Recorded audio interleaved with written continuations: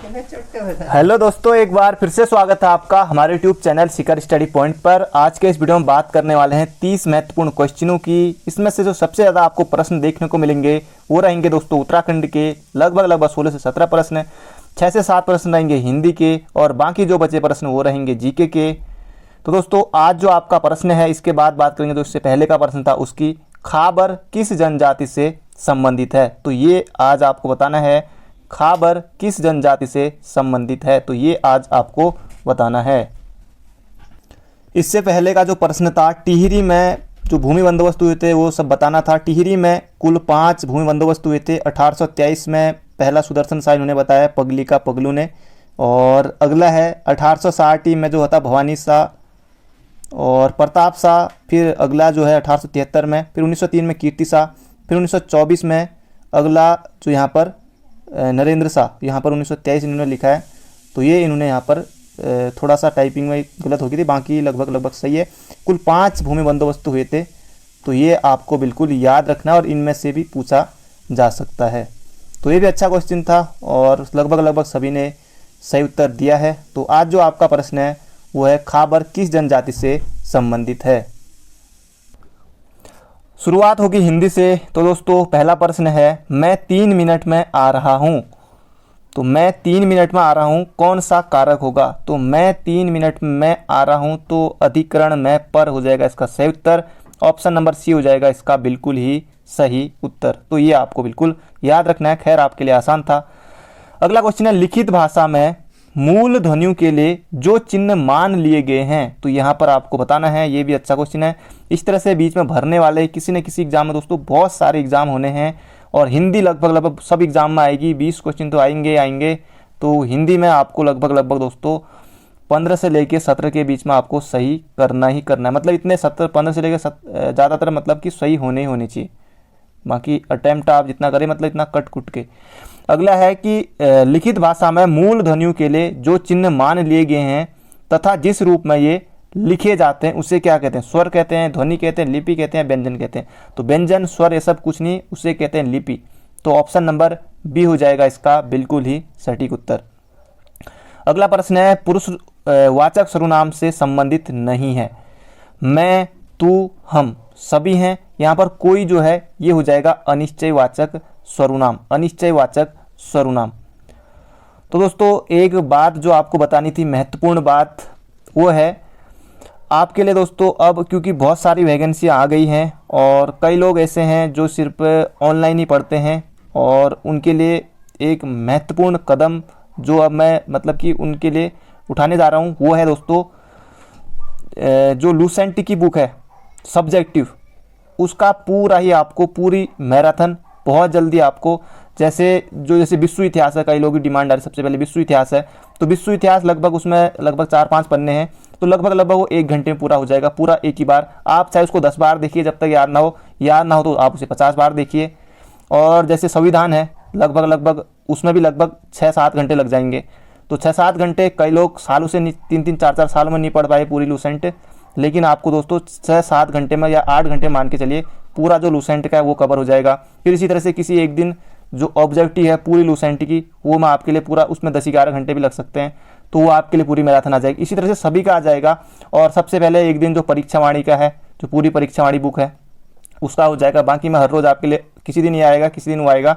तो इस तरह से, और बाकी जो हिंदी की लूसेंट है वो भी इसी तरह से मैं आपके लिए लेके आना हूँ, ताकि आपके जो है 70 से लेके आप 75 के बीच में स्कोर कर सकते हैं दोस्तों। इन तीनों बुकों को अगर आप बार बार देखते रहेंगे, क्योंकि बहुत से लोगों को लूसेंट याद नहीं होती, फिर उनके साथ दिक्कत रहती है, तो उनके लिए बहुत ज़्यादा ज़रूरी है। कई लोग इधर उधर भटकते रहते हैं, तो फिर उनके लिए, क्योंकि अभी बहुत सारा ये जितनी वैकेंसी आई उनके पास अच्छा मौका है, तो कोई ना कोई कहीं ना कहीं तो निकल ही जाएगा। तो इसलिए दोस्तों ये ज़रूरी भी है। तो आप लोग निश्चिंत रहिए, जिन्होंने अभी तक जितना पढ़ लिया ठीक है, जिन्होंने पढ़ भी लिया है तो उनका रिवीजन हो जाएगा।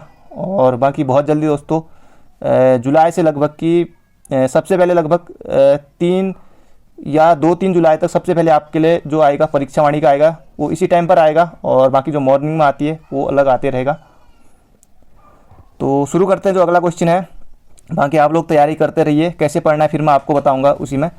महेश्वर महाधन ऐश्वर्य में कौन सी संधि का नियम समाहित है, तो महाधन ऐश्वर्य दोस्तों, इसमें आपको संधि बतानी कौन सी होगी ये आप बताएगा। आपके 2 क्वेश्चन आज बन गए हैं, एक तो खाबर की जनजाति संबंधित है और एक महाश्वर में संधि।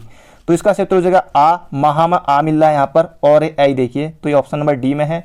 तो डी टिक करके हमारा 1 नंबर बिल्कुल सही है। अगला क्वेश्चन है सौम्य का विलोम शब्द है। तो सौम्य का विलोम सौभाग्य शत्रु कुछ नहीं, सौम्य का होता है उग्र। तो ऑप्शन नंबर बी हो जाएगा हमारा बिल्कुल सही उत्तर।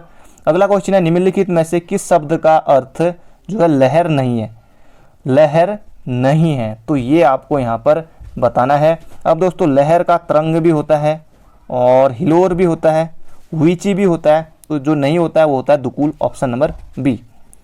अगला क्वेश्चन है खग जाने खग की भाषा, लोकोक्ति का उचित अर्थ नीचे दिए गए विकल्पों में से बताइए। एग्जाम में पहले पूछा जा चुका है। पक्षियों की भाषा बोलना नहीं, खग, ये तो खग आपको एक खग माना होता है पक्षी, और पक्षियों की भाषा न जानना। पक्षी अपनी भाषा स्वयं समझते ऐसा भी नहीं। तो इसका सही उत्तर हो जाएगा समान प्रवृत्ति वाले लोग एक दूसरे को सहारते हैं। तो ऑप्शन नंबर डी हो जाएगा बिल्कुल सटीक उत्तर। अगला क्वेश्चन है राज्य सरकार द्वारा निम्न में से किस वर्ष को महिला सशक्तिकरण वर्ष घोषित किया गया था।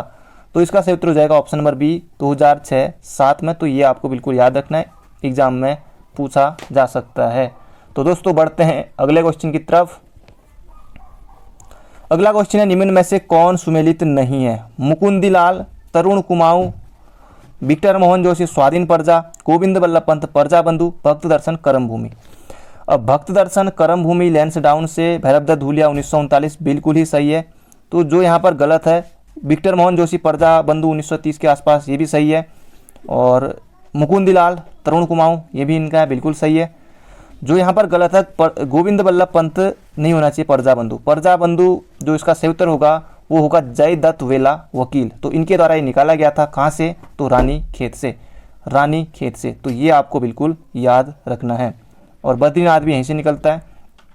अगला निम्न में से कौन सुमेलित नहीं है। तो इनमें से आपको बताना है दोस्तों कौन सुमेलित नहीं है। होली हिमालय एग्जाम में आ चुका है पहले, ई शेरमैन ओकले बिल्कुल सही है। मसूरी मेडले एग्जाम में आ चुका है, गणेश सैनी ये भी बिल्कुल सही है। हिमालय ट्रेवल्स जोत सिंह नेगी, तो ये भी बिल्कुल सही है। हिमालय का इतिहास अजय राउत न हो करके मदन चंद्र भट्ट, हिमालय का इतिहास मदन चंद्र भट्ट। तो ये आपको बिल्कुल याद रखना है। तो ऑप्शन नंबर ए हो जाएगा इसका सही उत्तर। अगला क्वेश्चन है उत्तराखंड में राष्ट्रीय प्रौद्योगिकी संस्थान किस जनपद में स्थित है। तो राष्ट्रीय प्रौद्योगिकी संस्थान ये दोस्तों पौड़ी में हो जाएगा, उसे श्रीनगर में है तो पौड़ी हो जाएगा इसका सही उत्तर। स्थापना हुई थी 2009 में, तो इसका सही उत्तर ऑप्शन नंबर ए। अगला क्वेश्चन है निम्न नामों या उपनामों में कौन सुमेलित नहीं है। लोक रत्न पंत गुमानी बिल्कुल है। सुमिता नंदन पंत गुसैं सैं गुसाई ये सभी है, ऑप्शन नंबर बी भी सही है। नयन सिंह रावत को मौलिक पंडित कहा जाता है। गिरीश तिवारी को गिरदा कहा जाता है, ना कि गोरदा। गोरदा है गौरीदत्त पांडे और गिरीश तिवारी गिरदा, ये हैं गिरदा, गिरीश तिवारी गिरदा और गौरीदत्त पांडे गोरदा। तो यही हो जाएगा हमारा सटीक उत्तर। ये भी पहले भी एग्जाम में पूछा जा चुका है। तो इसका सही उत्तर ऑप्शन नंबर डी। अगला प्रश्न है निम्न में से कौन एक कुमाऊनी के लेखक नहीं है। कुमाऊनी के लेखक नहीं है। तो गुमानी है जन्म हुआ था काशीपुर में 1790 में। शिवदत्त सती ये भी हैं। गौरीदत्त पांडे गोरदा ये भी तो आए थे। और लीलाधर जगोड़ी, क्योंकि इनका जन्म हुआ था टिहरी में, तो कौन नहीं है, तो कुमाऊनी तो ये हो गए कौन, लीलाधर जगोड़ी। तो ये आपको बिल्कुल याद रखना है। 2018 में व्यास सम्मान मिला था, जितने लोग उतने प्रेम के लिए। तो इसका सही उत्तर ऑप्शन नंबर डी। अगला क्वेश्चन है उत्तराखंड उत्थान परिषद का गठन कब और किसने किया था। तो यहाँ पर आपको जैसे 2, 30, 31 मई मिलने, 2, 30, 31 मई तो है, पर 1982 है या 1988 है। 1988 है और शोभन सिंह जीना है। तो उत्तराखंड उत्थान परिषद 30-31 मई 1988 को शोभन सिंह जीना ने, और इन्होंने पताका नामक जो है पत्रिका भी निकाला था। तो ये आपको बिल्कुल याद रखना है। और वर्तमान में जो एसएसजे कैंपस है, शोभन सिंह जीना एसएसजे कैंपस, जो एसएसजे ये सब है, तो एसएसजे तो ये शोभन सिंह जीना, तो ये सब इन्हीं के नाम पर है। जो वर्तमान अल्मोड़ा का जो एसएसजे कैंपस है कॉलेज, तो ये इनके नाम पर ही है। अगला क्वेश्चन है निम्न में से किस पुस्तक में कश्मीरी राजा ललितादित्य मुक्तापीठ द्वारा गढ़वाल क्षेत्र जीतने का उल्लेख है। तो ललितादित्य मुक्तापीठ द्वारा जो गढ़वाल जीतने का उल्लेख है तो राजतृंगिणी, तो राजतृंगिणी जो कलहण की है, तो इसमें ललितादित्य मुक्तापीठ द्वारा जो कि कश्मीरी राजा थे, इनके द्वारा गढ़वाल क्षेत्र जीतने का उल्लेख है। तो अगला प्रश्न है सुमेलित कर सही उत्तर चुने। तो इनमें से आपको सही उत्तर टिक करना है दोस्तों। एक तरफ पर्वत दिए हुए हैं, एक तरफ ऊंचाई इनकी दी हुई है। तो देख लेते हैं। नंदा देवी 7817 और कामेट 7756, पंचाचूली 6904, बाकी केदारनाथ 6968। तो ये दोस्तों किसी न किसी ऑप्शन में आपको ज़रूर मिल जाएगा। पर कई बार केदारनाथ, जो पंचाचूली है, कामेट है, एक एक नंबर के लिए पूछे जा चुके हैं। और मिलान में तो खैर यहाँ पर आपके एक साथ 4 क्वेश्चन बनी गए हैं, तो ये आप बिल्कुल याद रखिएगा। नंदा देवी एक बार फिर से 7817, कामेट 7756, पंचाचूली 6904, केदारनाथ 6968। तो कैसे भी करके इनको याद रख लीजिए क्योंकि एग्जाम में आता है। अगला प्रश्न है, निम्न गर्म कुंडों में से कौन सुमेलित नहीं है? सूर्य कुंड यमुनोत्री बिल्कुल है, सूर्य कुंड यमुनोत्री में ही है। और गंगानी जो है उत्तरकाशी, तो दोस्तों ये भी उत्तरकाशी में ही है। और तप्त कुंड बद्रीनाथ में बिल्कुल है, तप्त कुंड बद्रीनाथ में ही है। और भाप कुंड यहाँ पर रुद्रप्रयाग ना हो करके ये होगा दोस्तों तपोवन में। तो ये आपको बिल्कुल याद रखना है। भाप कुंड, तप्त कुंड, सलधर, ये सब कहाँ है? तपोवन में। अगला क्वेश्चन है, राज्य में जिरेनियम की खेती की जाती है, जिरेनियम का मुख्य उत्पाद है। अब दोस्तों जिरेनियम जो है ये तो पहली बात ये अफ्रीकी मूल का पौधा है। कहाँ का है? यहाँ का भी नहीं है, अफ्रीकी मूल का ये पौधा है। और तो इसका जो मुख्य उत्पाद है वो आपको यहाँ पर बताना है। तो ये हो जाएगा सुगंधित तेल, ऑप्शन नंबर सी हो जाएगा इसका सही उत्तर। और इसका जो वैज्ञानिक नाम है क्या पता, वो भी पूछा जा सकता है, वो हो जाएगा पेलरगोनियम। पेलरगोनियम कुछ इस तरह से आगे को था दोस्तों। अगर आपको पूरा पता हो तो आप कमेंट बॉक्स में जरूर बताइएगा। पेलरगोनियम कुछ इस तरह से आगे को था, तो ये आप कमेंट बॉक्स में जरूर बताइएगा। बाकी सुगंधित तेल हो जाएगा इसका उत्पाद। और जो वेलेडोना की खेती है वो 1903 में की गई थी सर्वप्रथम, और ये भी आपको बिल्कुल याद रखना है। बाकी इसका मुझे पूरा नाम याद नहीं आ पा रहा, पेलरगोनियम कुछ था, तो जिरेनियम का तो ये आप कमेंट बॉक्स में अगर आपको पता है तो आप जरूर बताइएगा। अगला क्वेश्चन है, कंप्यूटर की स्थायी स्मृति को कहते हैं। तो स्थायी स्मृति जो होती है उसको कहते हैं रोम। तो ऑप्शन नंबर बी हो जाएगा इसका बिल्कुल सही उत्तर। अगला क्वेश्चन है, भारत में शुरू की गई स्वाभिमान योजना। अच्छा क्वेश्चन है, भारत में शुरू की गई स्वाभिमान योजना किससे संबंधित है? तो ये हो जाएगा दोस्तों महिलाओं के अधिकार से नहीं है, कई लोगों को लग रहा होगा, पर ग्रामीण बैंकिंग हो जाएगा इसका सही उत्तर, ऑप्शन नंबर सी। अगला क्वेश्चन है, वह कौन सा वित्तीय वर्ष है जिससे सार्वजनिक उद्यमों में विनिवेश आरंभ हुआ था? तो इसका सही उत्तर हो जाएगा 1991-92। वह वित्तीय वर्ष है जिसमें सार्वजनिक उद्यमों में जो विनिवेश आरंभ हुआ था। अगला क्वेश्चन है, बारेन आइलैंड कहाँ है? तो बारेन आइलैंड कहाँ है दोस्तों? इसका सही उत्तर हो जाएगा ऑप्शन नंबर डी, अंडमान और निकोबार द्वीप समूह में है बारेन जो आइलैंड है, ऑप्शन नंबर डी। अगला क्वेश्चन है, नियंत्रक एवं महालेखा परीक्षक यानी कि कैग जो है अनुच्छेद 148 के तहत इनकी नियुक्ति होती है। तो कैग द्वारा की गई टिप्पणियों पर कार्रवाई करने की अंतिम जिम्मेदारी निम्नलिखित में से किसकी है? तो जिन्होंने भारत के राष्ट्रपति की, आप बिल्कुल गलत हैं, इसका सही उत्तर हो जाएगा संसद, ऑप्शन नंबर बी। एग्जाम में पहले आया हुआ प्रश्न है। तो नियंत्रक एवं महालेखा परीक्षक द्वारा की गई टिप्पणियों पर कार्रवाई करने की जो अंतिम जिम्मेदारी वो है संसद की। तो बढ़ते हैं अगले क्वेश्चन की तरफ। अगला क्वेश्चन है, भारत में दल विहीन लोकतंत्र का प्रस्ताव किसने किया था? तो इंपॉर्टेंट क्वेश्चन है और इसका सही उत्तर हो जाएगा ऑप्शन नंबर डी। भारत में जो दल विहीन लोकतंत्र का प्रस्ताव किया था जेपी जयप्रकाश नारायण, और उन्होंने 1950 के आसपास जो सर्वोदय योजना वो भी चलाई थी। तो Jayaprakash Narayan, option number D.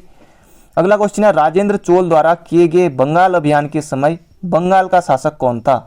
तो राजेंद्र चोल द्वारा किए गए बंगाल अभियान के समय बंगाल का शासक महिपाल प्रथम था, ऑप्शन नंबर डी हो जाएगा इसका सही उत्तर।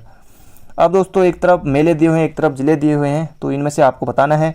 झंडा मेला देहरादून में लगता है, बिल्कुल है, केबीसी में भी प्रश्न आया हुआ था पहले, और आप होते तो आप भी बताने कितना जीतते इसमें। तो झंडा मेला तो देहरादून में, वैकुंठ चतुर्दशी मेला पौड़ी में, विश्व मेला उत्तरकाशी, थल मेला, वैसे थल की बाजारा तो सबने सुना होगा, तो थल की बाजारा पिथौरागढ़ आप याद रखिए, पिथौरागढ़ में। तो अल्मोड़ा ना होगा, अल्मोड़ा नहीं होगा, तो ये होगा पिथौरागढ़ में। वैसे भी थल की बाजारा लगभग सभी को आपने सुना होगा, तो जो लोग हैं, तो ये अल्मोड़ा नहीं होगा। अगला क्वेश्चन है, निम्नलिखित में से किस नृत्य में गीत नहीं गाया जाता है? छोपती, झोड़ा, छपेली, इनमें तो गाया जाता है, और छोलिया में नहीं गाया जाता, और छोलिया भी काफ़ी देखने में ज़बरदस्त होता है। तो ये इसका सही उत्तर हो जाएगा ऑप्शन नंबर डी, छोलिया में नहीं गाया जाता। अगला क्वेश्चन है दोस्तों, अभी तक आपने क्वेश्चन से पहले अगर आपने वीडियो को लाइक नहीं किया तो लाइक ज़रूर कर दीजिए, और जाते जाते एक शेयर भी ज़रूर करिएगा। तो ये दोस्तों आपके लिए ज़रूरी है, एक लाइक आप ज़रूर से कर दीजिए। बाकी आपके लूसेंट, परीक्षा वाणी और जो मतलब कि हमेशा कहते हैं कि कोई भी पूछो परीक्षा वाणी पढ़ो, लूसेंट पढ़ लो भैया हिंदी में, और बाकी जीके वाली लूसेंट पढ़ लो, वो आपके लिए पूरी मैं लेके आने वाला हूँ, ताकि बहुत से लोगों को याद नहीं होती तो बार बार देखते रहेंगे, चाहे 10 बार में याद हो उनको, कितनी बार में याद हो, थोड़ा कैसे भी करके तो बहुत अच्छा स्कोर वो लोग एग्ज़ाम में कर लेंगे। बाकी आप लोग भी अपनी तरफ से फुल करते रहिए। तो अगला क्वेश्चन है 2011 के अनुसार राज्य के शहरी आबादी में 10 की वृद्धि दर है, तो इसका सही उत्तर हो जाएगा 39.94% की। ऑप्शन नंबर डी हो जाएगा इसका बिल्कुल ही सही उत्तर। बाकी 1881 जो है ना दोस्तों, ये भी इम्पोर्टेंट है। क्यों, ये भी आपको याद आ रहा होगा। जो 1881 है, ये जो है जब मतलब कि जो 2011 की जनगणना थी तो उसमें इतनी 1881 इतनी वृद्धि दर रही थी, वृद्धि दर 1881, तो ये आपको बिल्कुल याद रखना है। बाकी इसका सही उत्तर हो जाएगा 39.94%। अगला क्वेश्चन है उड़न खटोला नामक रज्जु मार्ग कहाँ है।